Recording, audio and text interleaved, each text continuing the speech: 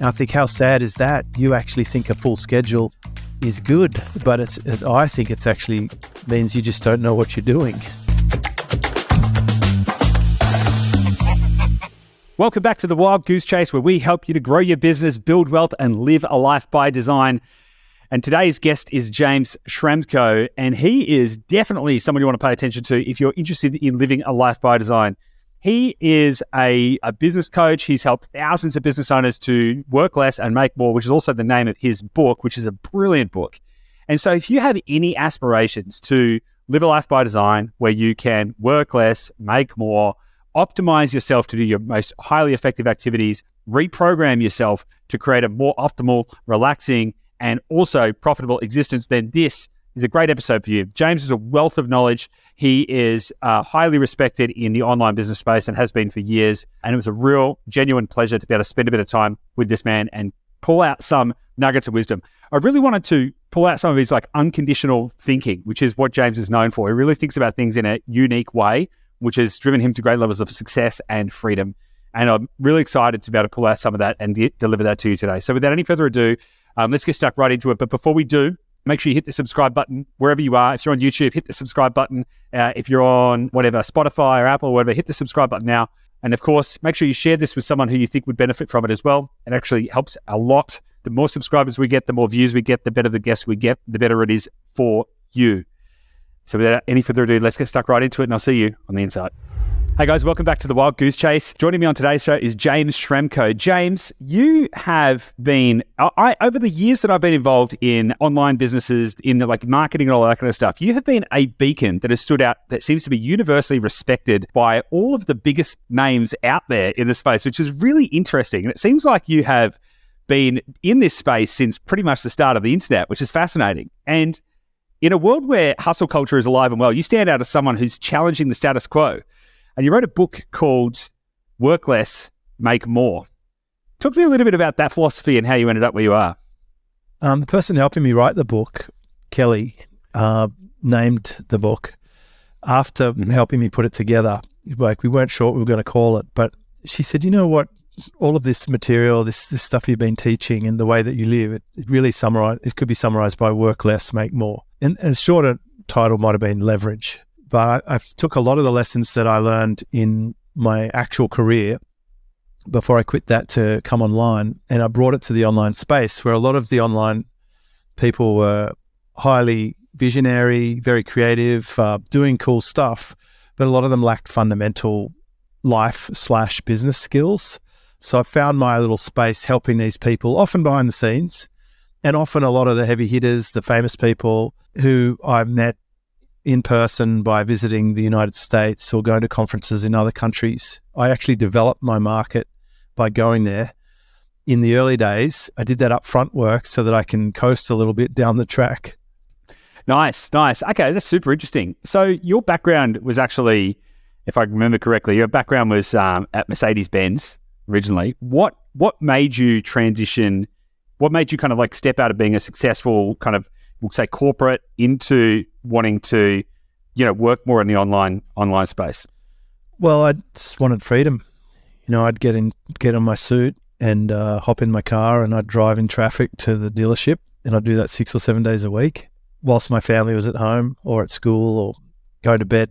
It was long hours. It was hard work. And I also felt a sense of single source dependency. I realized that I was tied to one income, and if that income stopped, I'd be in trouble. And I'd already been through that as a kid. When I was sort of my formative adolescent years, my parents got crunched a bit in the recession that happened around the late 80s, early 90s. And we ended up sort of moving out of our nice home in a nice suburb and selling the nice car. And I had to go and get a job and stop studying. And, all these years later, I realized, hang on, I could be repeating a cycle here. If I lose my job, I was a general manager, I was on a big salary. But if something happens, then something was starting to happen. There was a financial fallout happening with subprime lending in the United States. And I'm in the luxury car segment, and it didn't look good to me. It seemed like there was a train coming down the tunnel at me, and I needed to have my own business, but I didn't really know what my own business would be. But most of my clients had their own business. That was an interesting fact. They also were dressing the way they wanted and doing activities in their own schedule instead of grinding away in the corporate life. So I guess it was a dream. And it was sort of piecing together the idea that the internet could be worth learning and understanding as I taught myself to build a website that ended up being the escape hatch for me. Yeah, right. That's really interesting. So, okay, so I understand the pathway. So you felt trapped. You could see other people living a life of more freedom. So what I'm interested about your story is, as I understand it, you work about 3 or 4 days a week, right? You spend most days surfing. You spend a lot of time traveling. You spend time with family and friends. Yet you are financially successful. You've helped thousands of people do the same kind of thing. So talk to me about that. Like, talk to me about the process of lifestyle design, because you don't accidentally end up there. I know loads of people who've started their own businesses, myself included, and I work a lot more than 3 or 4 days a week, and I don't go surfing every day. I mean, I don't surf, but the premise it really would change your life. Yeah. I've tried, but I broke my back in a motorbike accident when I was younger, and there's something about the there's a part of it that just doesn't gel with my physiology. Unfortunately, that's fair enough. I'd be confident. That's a legit. Yeah. I like to get in the water though. I like to scuba dive. I don't do it as often as I should, but I like that kind of connectivity is really, really important. No, I didn't start there. It sort of ended up there, but I've been working a 3-day schedule for about 8 years. So I know it's possible. And so how did you end up there? Because that must be a process, intentional, right? I mean, I used to work 7 days a week because I came from a 7-day-a-week industry. The motor dealership was open 7 days a week, and it was hard to get rid of that. When I went online, I was just pedaling like mad. Like, I wanted to succeed. So I increased my income. I built out lots of different profit pillars because I didn't want to be single source dependent. I think at one point, my first year after quitting my job, I had 11 different income streams. And over the years, I started to pare back the days of the week that I worked. It's the thing that really, there was one catalyst for that, and it was attending a conference or a series of training by Strategic Coach, and they talked about buffer days. And the challenge for me then was, can I have a whole of Sunday off without checking my phone or laptop? And, aside from that, the only time I'd not been on the computer was like Christmas Day or whatever as a reward for my family. I'd just not go near the computer. But it's fair to say I was spending too much time on the computer before that. So I wound back Sundays, and then I enjoyed that, and I wound it back, the weekends. And then I just went for the Monday and the Friday as well. So for a long time I was doing Tuesday, Wednesday, Thursday as my call days. Now, to be clear, I'll still do some things on the other days, but they're at my own schedule. I don't take scheduled calls on the non-scheduled call days. And that, having that clear delineation between on time and off time is where you get that mental space and the ability to start thinking more about what your intentions are. What do you actually want your life to look like? And I came up with this idea that I want my business to fund my life, and the business has to fit around my life. I do want to surf every single day. I've already surfed today, for example, and it's still a call day. For the last few weeks, I've been working about 7 hours a week. So for most of the last year or two, I've been working about 49 hours a month, but I'm going to get that down to about 40 hours a month. But that's not everyone's goal. I want to be clear about that. A lot of people I coach aren't trying to work that little. A lot of them are trying to build something, or they're in the earlier phase of it. So I had to do the ramp up to get to this point. But again, back to leverage, because of the business model I have, it's allowed me to have a good income, but not have to work all that time. Yeah. So I was going to ask you about that, right? Because how can you position this ideal with somebody who like take Elon Musk as an extreme example, wants to colonize Mars, change the world, do all this kind of stuff, works 1,000 hours a day type thing. Yep. There's a belief, I guess, that the more you work, the more you will achieve. And a lot of people, intrinsically, they're like, I want to build something big and impactful, therefore I must work more. Do you think that is true? Because, you're optimizing for working simplify too much, but working as little as you can whilst also achieving your financial and business goals, something along those lines.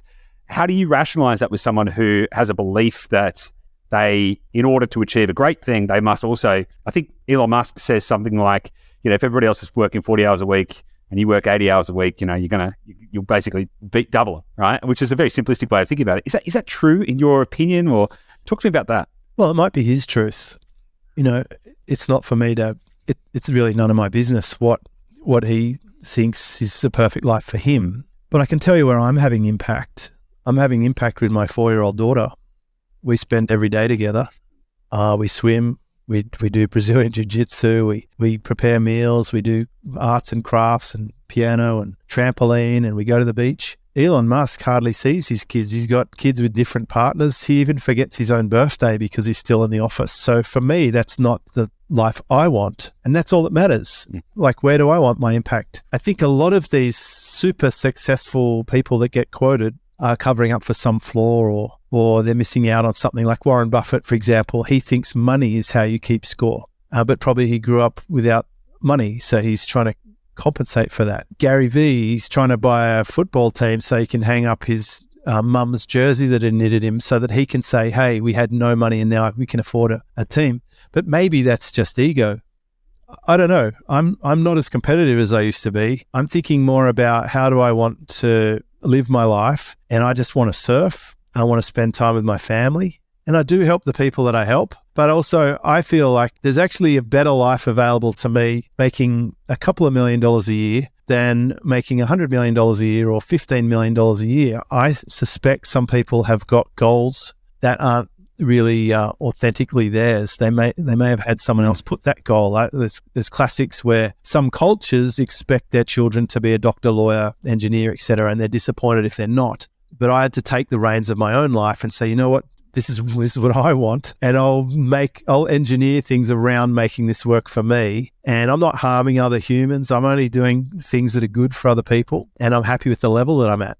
So how did you, that's a transition though, and I'm interested in this personally, right? Sure. So there's a little bit self-serving, because I work 7 days a week. I enjoy it, right? So for me, I enjoy my work. So I rationalize it like that. I don't feel like, oh my God, I'm a slave in the machine.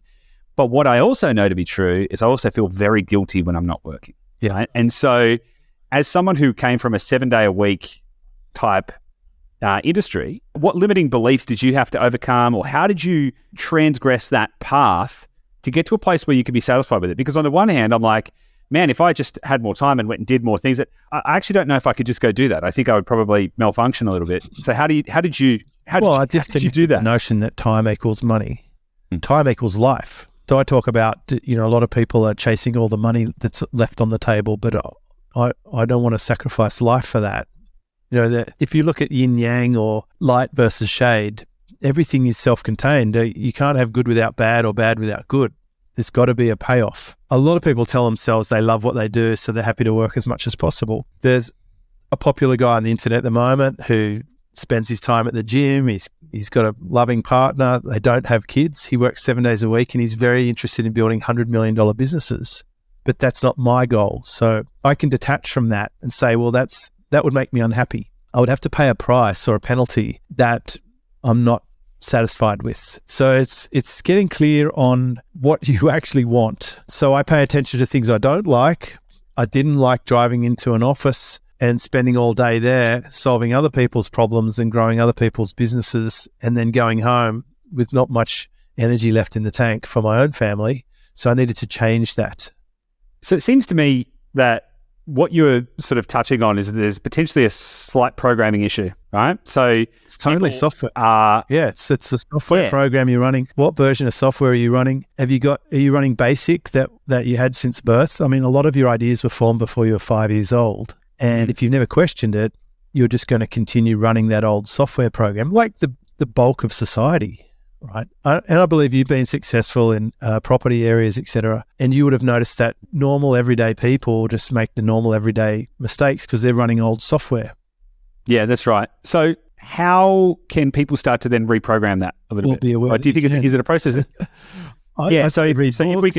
Yeah, but like, is there a practice of goal setting or something, for example? Because like simultaneously, you've got to work out what good looks like, right? In order to arrive at any destination, you have to decide what that destination is going to be, and then you need to work out if that is even the right destination. Now, I remember when not that long ago, I was a drug addict, an alcoholic, and all that kind of stuff, and then went through this kind of like personal development process and started to set these big goals. And because the information I was being fed was like Lamborghinis and all that stuff, right? So I was like, okay, yeah, I'm going to own like 9 Lamborghinis and I'm going to do all this.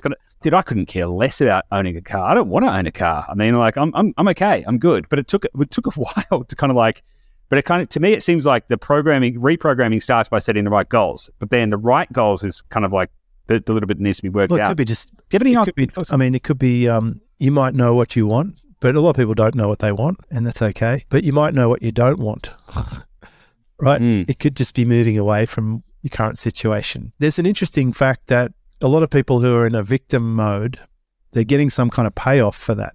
So like if they're depressed or they're an alcoholic or whatever, they might get a payoff from being in that mode where, they can use that as a reason or a justification or an excuse for not having their perfect life. Oh, I could have a great life except for, I don't feel motivated or whatever. And then people say, oh, you poor thing. And then they provide for them, So I think taking responsibility is a good step forward. Decide that you are going to take responsibility. You can't control everything, but the things you can control, you could be responsible to do that. So extreme ownership, I guess some people call that. Knowing that you can rewrite your software. For me, it was books. You can see books behind me on the library. That was my outlet to new frontiers, was to get out of the pattern that I was in, was to unlock ideas and then implement those ideas. And I did that all through my career, and I still read books now. So I think books are a great resource for me. Other people will do that with podcasts or watch YouTube videos or just have conversations with interesting or different people. But knowing that your software is rewritable and deciding that you want to upgrade it, and probably a big step is get rid of the malware, like remove the false scripts that are in there that are holding you back. I like that. Get rid of the malware. My interesting inflection point in my life was when I deleted all my social media accounts off my phone and stuff, and just stopped consuming. Yeah, because you're falling. If you don't have a plan, you fall into someone else's plan, right? There's that saying. In terms of the vision or the goal, one of the people who was influential on me, he said, look, imagine you're at Grand Central Station and you can hop on a train and go any station you want. Like, where do you actually want to go? And then you do that visualization of getting there. You're now at your dream destination. Are you happy with that? Is that what you actually want? Does it fulfill everything for you? And you can sometimes figure out, you know what, it actually doesn't. There was a time in my life where we moved to 5 acres in a rural setting, and I started feeling quite isolated. It was just animals and no people. And it was a long drive just to go and get a coffee at a shop or even do shopping, and a fair drive to the beach. And I was like, okay, a little bit of me is dying inside now. I need to get out of here. I need to go to the beach. I need to reset. So sometimes you end up in a place you're not happy with. If that's you right now, decide what would be a better place. And if so, what would be the first steps to moving towards that, even if you don't have all the answers, which a lot of people don't. What's the first step?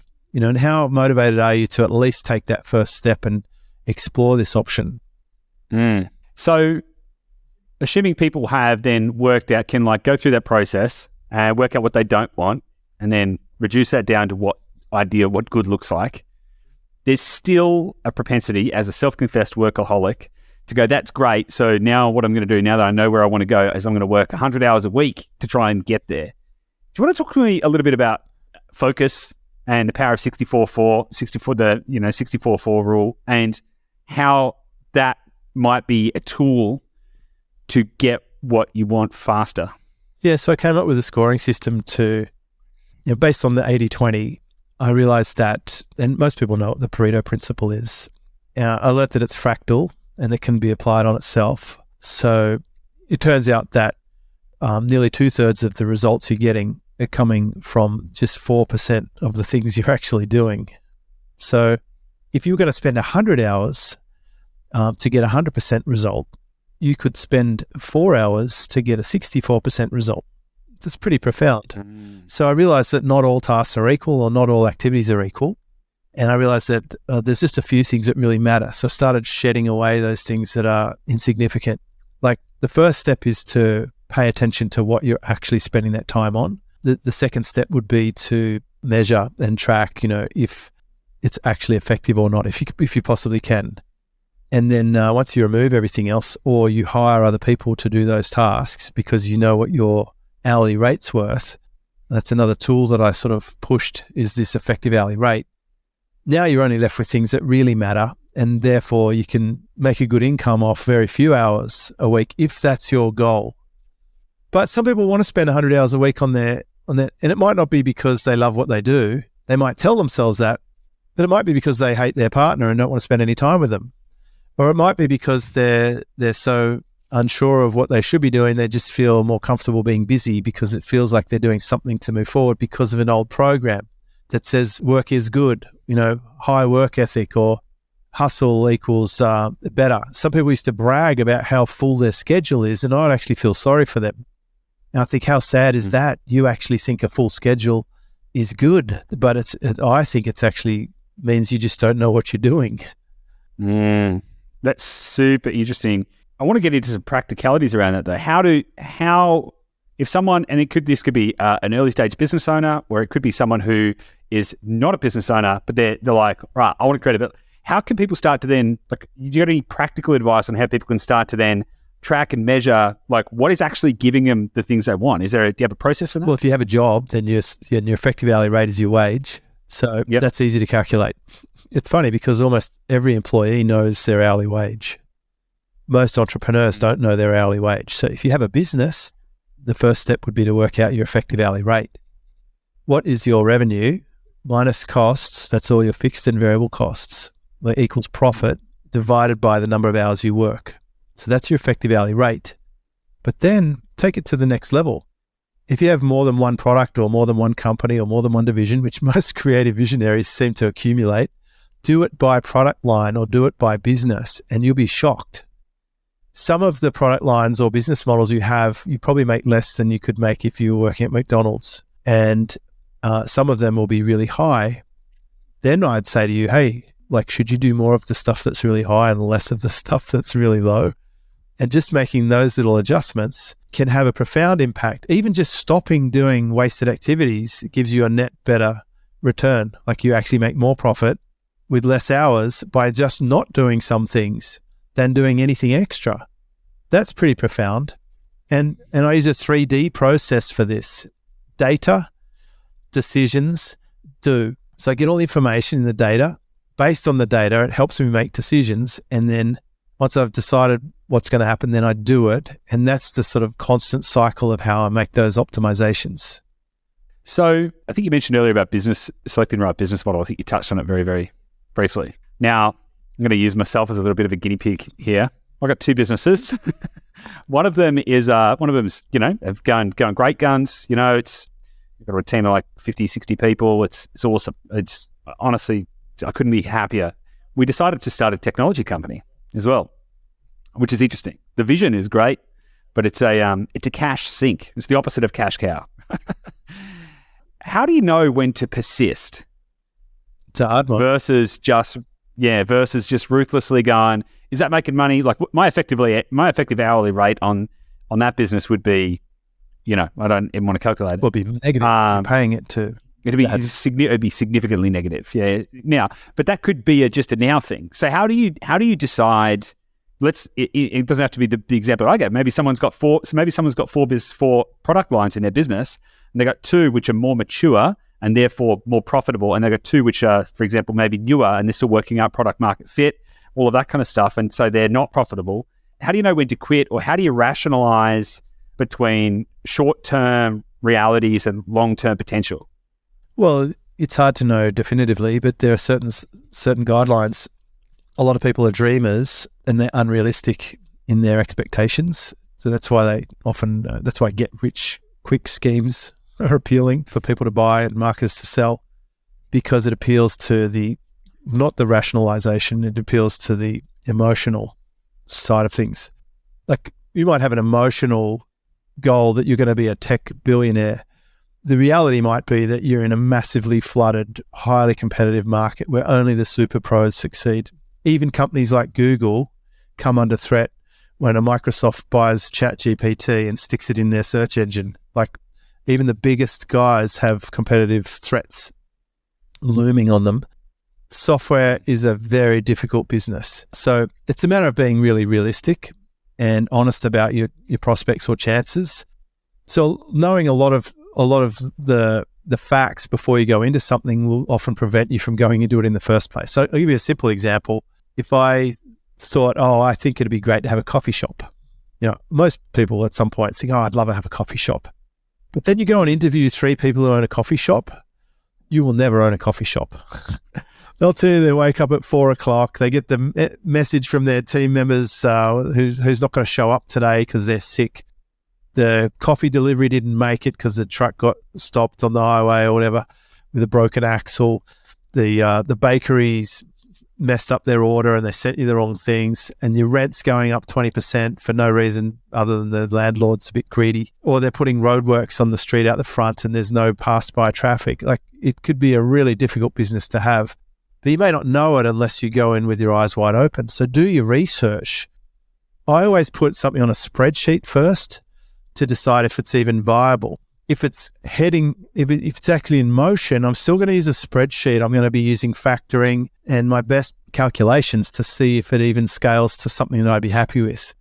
And I've killed off more ideas than you could imagine by just shutting them down on a spreadsheet and saying, you know what, even if this business goes well, I'm not going to be happy with it. That's how I end up with the very few business models that I really do like that have worked well for me. And I'm happy to coach other people and point out for them their pitfalls and challenges they're going to have along the way.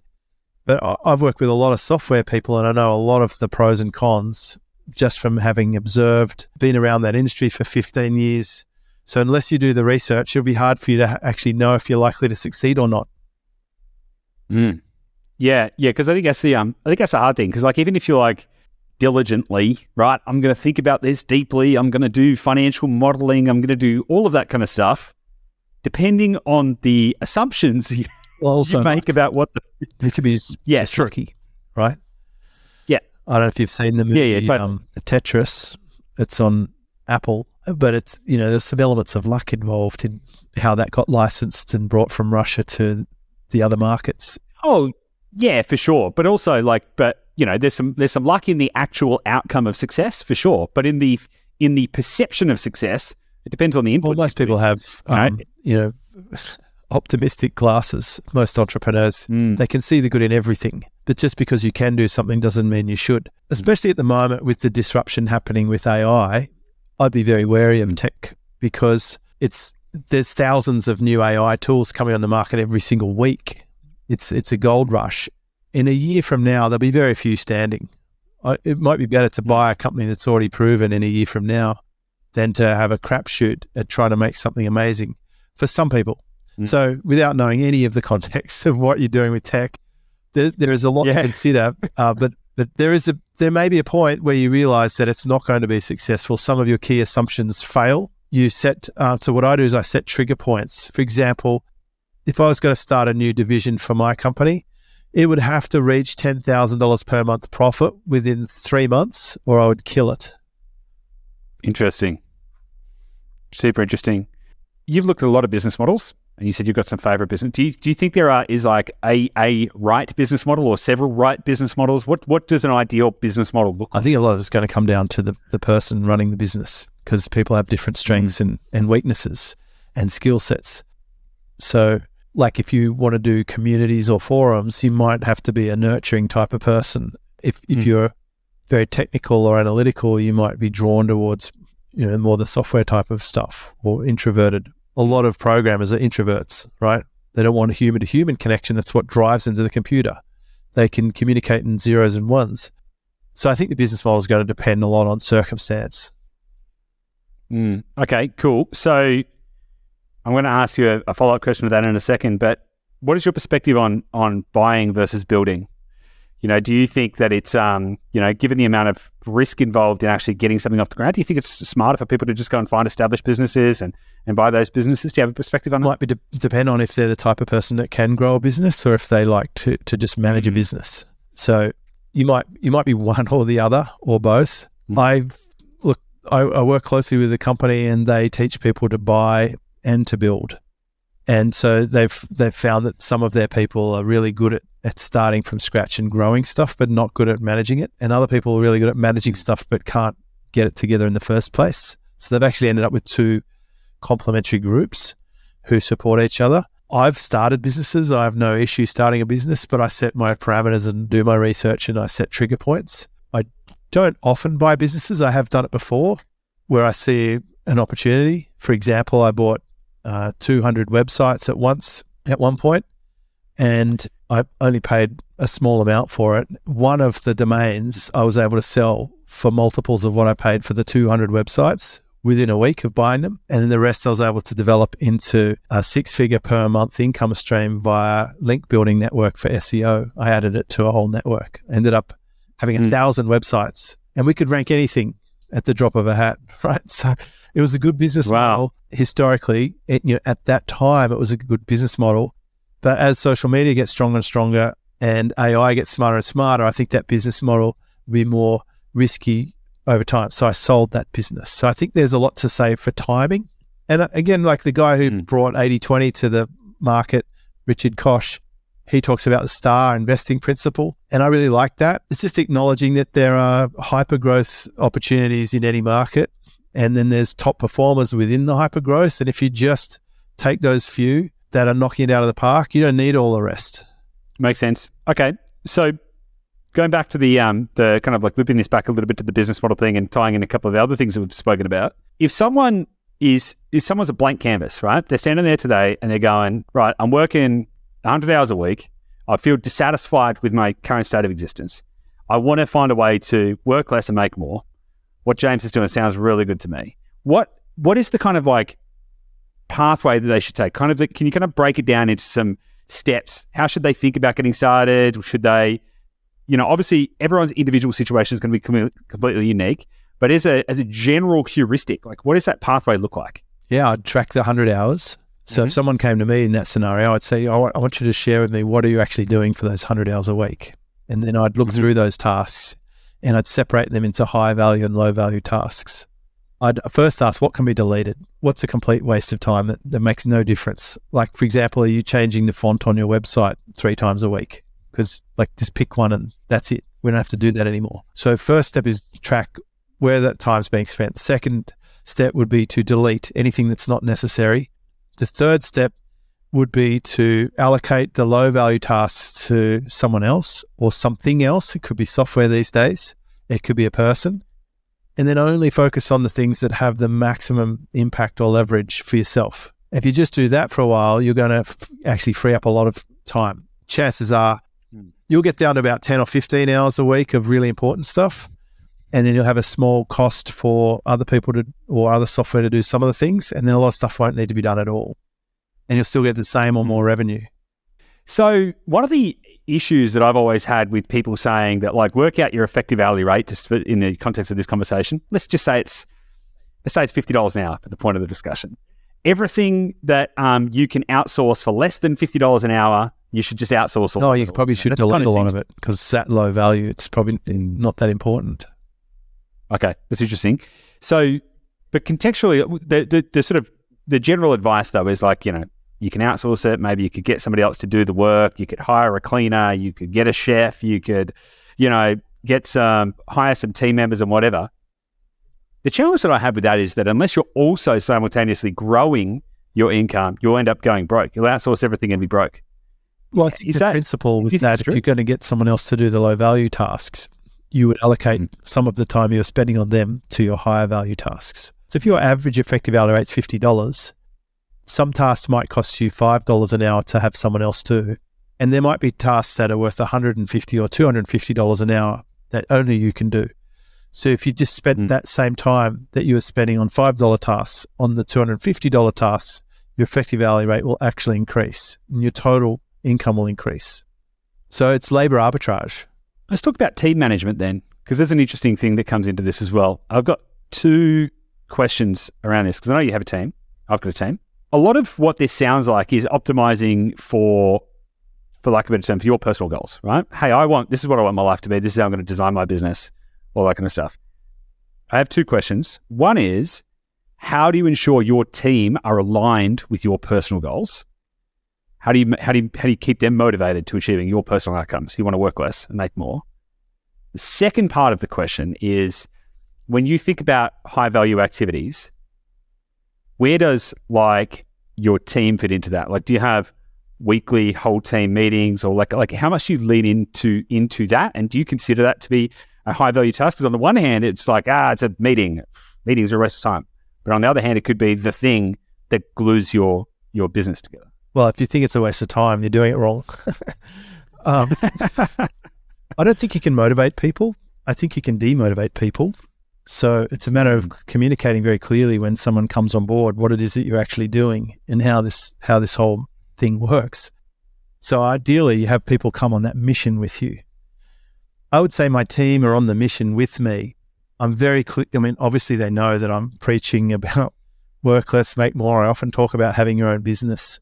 I have sort of developed their entrepreneurial aspects. So for example, in my business, we don't have set hours. We don't have set work weeks. We don't even have very clear procedures that need to be followed per day. We've stripped away a lot of the bureaucracy. It's kind of like, hey, here are the things that need to be done in the business that I will do, which is I'll be the face on the podcast. I'll be the person coaching the clients. I'll be the one coming up with strategic ideas for taking this company forward, and I'll be the one to find suppliers for expertise for things we need. But everything else has to get done. Emails have to be sent, websites have to be updated, bookkeeping needs to be done, videos need to be edited, podcasts need to be published. I need people to help me with that. If that's something you're interested in, let's go. And if any of those activities are interesting to you, lean into those, okay? And we run our business in Slack, and I ask them to self-organize. So a lot of these ideas come from people like Ricardo Semler.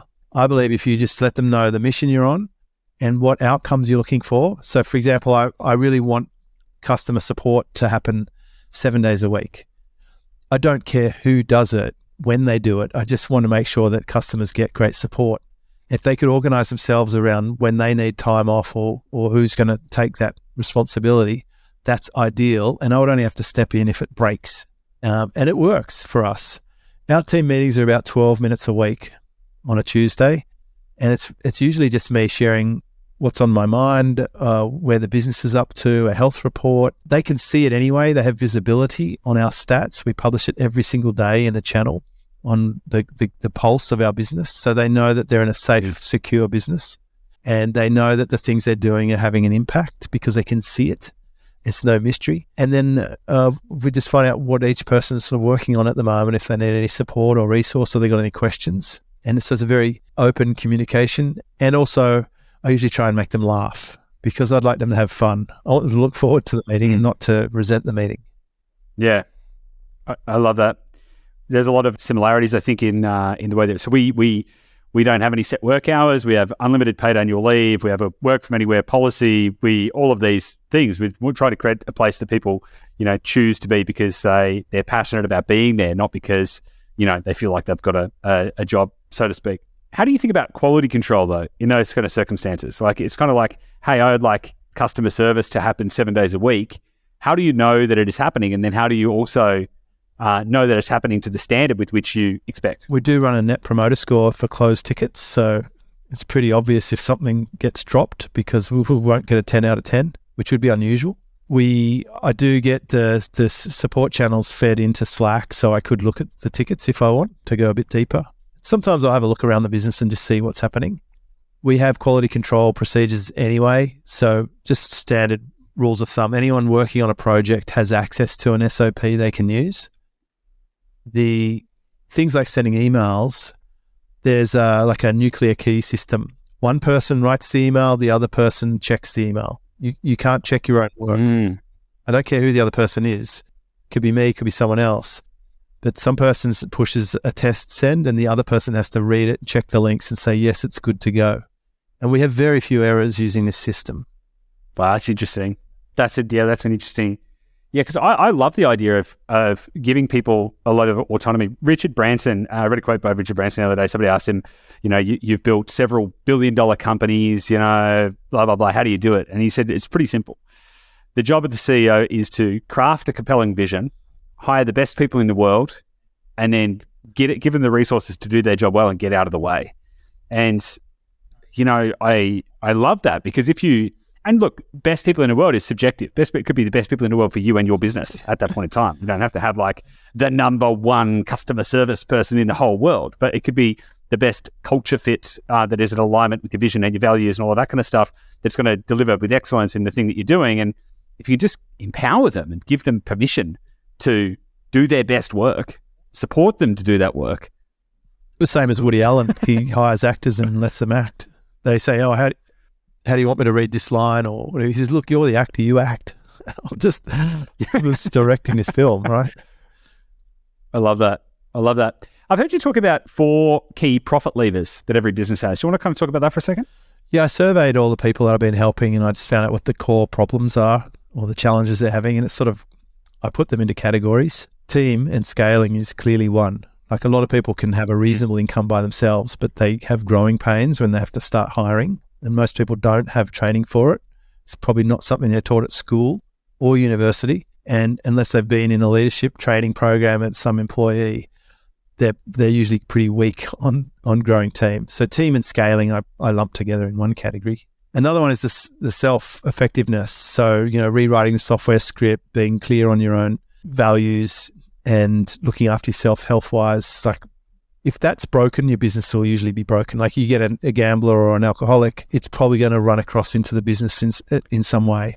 Bad decisions or grumpy moods, etc. The other one is sales and marketing, of course, the fundamental skill that most people who have a great product need to actually convey that to the market and make sales happen. And then the last one is the business model, how to price and package and put your product to market in a way that's fairly effective, because there's a lot of things around that. Most people are not sure how to price things. They're not sure which part of the market they want to serve or what the best business model is, or they do too many business models, or it's a bit confusing.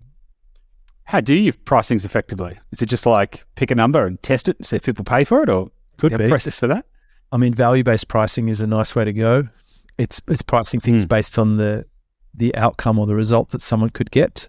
If you can do that, often you can have a good profit margin, and people are still very happy because they're getting a return on their investment. I've got 2 more questions. Second last question is, what is one contrarian belief that you hold to be true? What is one thing that you believe that goes against the grain? And it could be everything we've just been talking about, to be honest, because I think a lot of the stuff that you talk about does kind of run against the grain. But what is one contrarian belief that you hold to be true? Yeah, well, that's an interesting one. I mean, I just had someone today, because I was giving away my book on social media, and one guy whose username was something like Strong Mindset 57 said, "Oh, it seems unlikely, that you could work less, make more." So, look, I think that I really think disassociating with this idea that time equals money, or that hard work is good is something I've moved away from. And it's so drummed into people, they have a lot of resistance to it. They like to make things difficult. They do build up guilt if they're not working long hours or working hard. But there really doesn't have to be that relationship. Time equals life.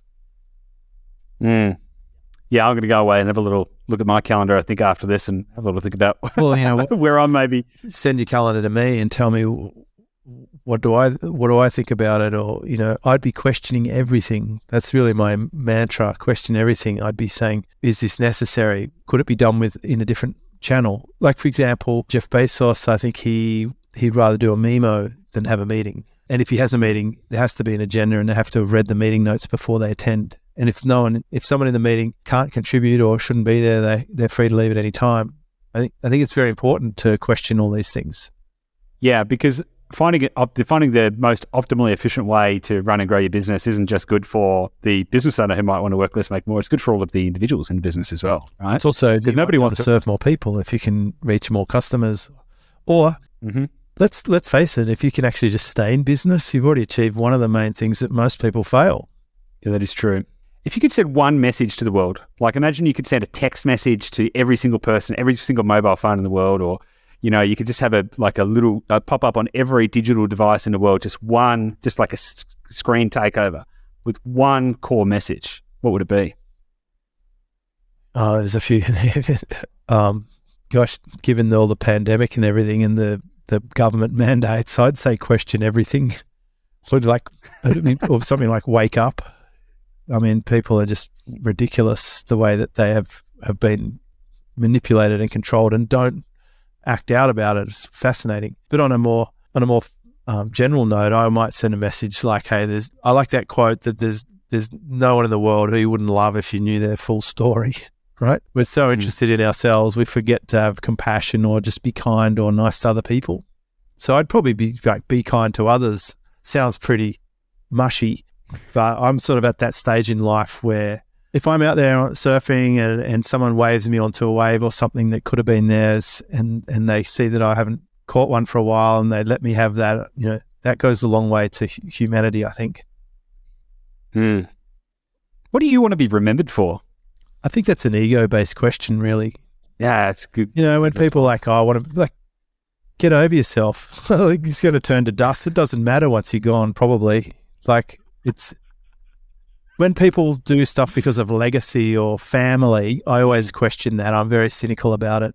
Really? Are you doing it for family, or is it just your raging ego wanting to be significant? Yeah, but have you managed to disconnect from your ego so much that you're not even what do you want to be remembered for? Might be legacy and stuff. And I agree with you. It's look, I imagine if I died tomorrow, from an impact perspective, or how do you must care about no, but I mean it's kind of a non-event, isn't it? It doesn't matter when it stops. It's finished. We're dust. There's nothing. So what about before it stops? What it's like what I guess what I'm asking is a living funeral. Yeah. Well, I think people would say that I think they'd say I was a nice person, and I helped people, see the good in themselves and get results they never thought possible, or that I cared about them, or that I was genuine, or I cut straight to the chase, or whatever. I think reputationally, I'm very happy with how I've conducted myself. I've seen a lot of people fall by the wayside along my journey, but I know it's a long game. And as far as I'm concerned, I'm probably maybe around halfway through my life, so I'm taking that viewpoint. So I feel like I just want to surf better. If it all boils down to it, I just want to surf better. That's a personal satisfaction. I feel good when I catch a good wave, when I've got the right equipment, and when nature aligns. Or, if I see a dolphin fly by or whatever, that's all cool. I want to. It's not about me. People aren't thinking about me, and I'm not thinking about me that much. Too much beyond the simple stuff. I don't know. I guess I've got the simplest view of life I've ever had. It's interesting. How would you describe that simple view? Just chill, just relax. People are, and I think as you get a bit older, you realize a lot of what you worried about when you were a kid was bullshit, and you can let go of it. In your 20s, you have to prove to the world that you are the man, and you have to provide. You really have to dominate by the time you're 30 or you're over. And in your 30s, it's when you get to really just flex and show that you are the person until you get to 40. When you're 40, you realize how you knew nothing when you were in your teens or 20, and that you now have got some actual life lessons, and you get some more humility. And when you get to 50, then that's when you realize that's when the vast majority of your wealth is going to actually occur, and you really do know what's right and wrong, and you can lean into the good stuff and just discard a lot of the crap. You don't have to wear the Rolex anymore. You don't need to impress other people because you're already happy with yourself. And I imagine in your 60s, you might get a little more grumpy and more set in your ways. But I hope to maintain a fluid mindset. I still listen to latest hits, and I've got young kids, so I'm staying connected to current culture. But I'm just enjoying life. That's really my status. I think for many, many years, I was pushed into that office environment in the suit, forcing to put on the office face and doing things that were less than exciting as a human. A lot of firing, a lot of performance targets having to be met, a lot of work. Just work too hard. It's time for me now to let all that tension out of my body and just exist in a more passive way. I like it. So I have got 3 copies of Work Less, Make More, believe it or not, the physical book. Thank you. They're all in storage in Sydney. We actually moved to Bali, and so they're in storage in Sydney. And it was really interesting because I remember reading them a couple of years ago, and I've probably read the book about 3 or 4 times. One of a few books that I've read several times, So, and what was really interesting is process of reconnecting with you to organise this interview caused me to then reflect on what are the kind of things I want to ask James, and the process of reconnecting with the way that you think about the world has caused me to pause and reflect. And the process of pausing and reflecting and going, okay, what am I doing? And is this taking me closer towards what my ideal life is? What is my ideal life? Is a very interesting process. And I would really encourage anyone, whether they've got a business or not, to get a copy of the book and just like read through it and actually go, what lessons, some of it's quite business centric, but also like what lessons can you take out of it for your own life? And how can you live a life by design and craft your most, consciously optimal existence? So James, it's been really, really fun. Thank you. I appreciate it. I really appreciate all your insights. And there's some good things I'm going to take away from this personally and go and check it out. If people want to engage with you or any of your coaching stuff, where do they go? Look, I'm James Schramko, like .com or on the socials. Yeah, it's just me. There I am. Come visit. Nice. Awesome. James, thanks so much. I really appreciate your time. Thanks, Goose. It's great to catch up, and thanks for the kind words. Appreciate it. See you soon.